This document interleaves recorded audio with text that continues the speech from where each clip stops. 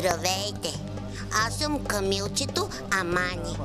Само на 20 дни съм, но тежа цели 40 килограма. И не е за вярване, но съм родено в България.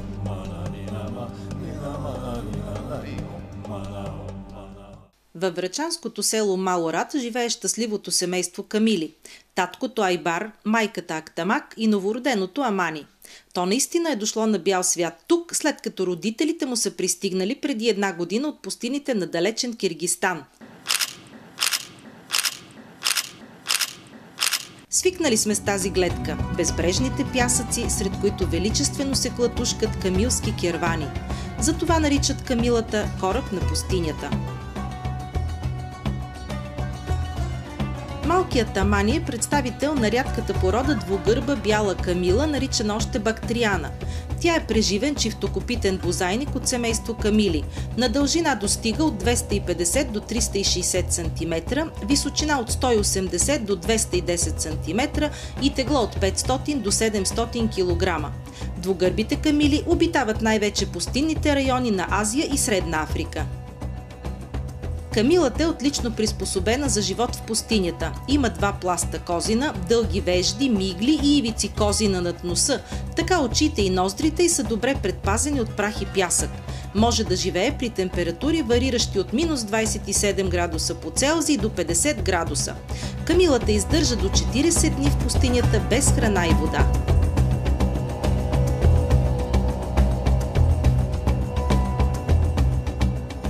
Но как тези бозайници изкарват толкова много време без животворната течност в водата? И как успяват да бъдат жизнени и активни, дори когато дълго време са лишени от храна?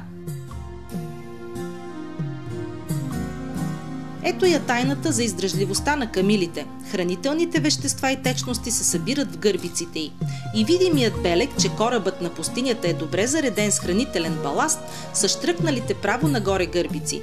Има и още една причина водата да се задържа в организма на камилата – сухите й изпражнения, докато много други животни по този начин бързо губят телесната си влага. За издръжливостта и на безводие голямо значение има и уникалното устройство на нейния стомах.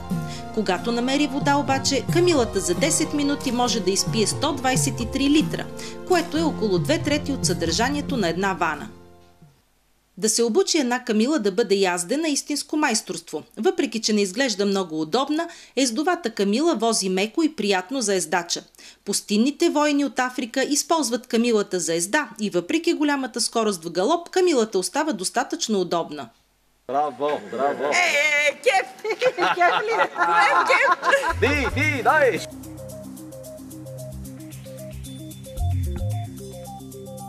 Във врачанското село Малорад камилите се чувстват като у дома си. Те отлично са се приспособили към климата у нас и най-голямото доказателство е не само, че са създали потомство, но и че са достигнали габарити над средните за вида си. Мъжкият екземпляр вече е близо 3 метра на височина и тежи 1200 кг.